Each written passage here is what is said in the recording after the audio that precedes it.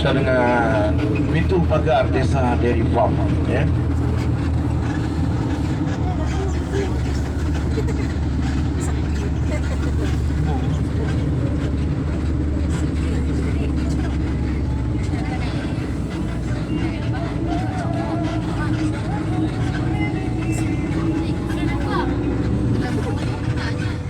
Jual susu tu.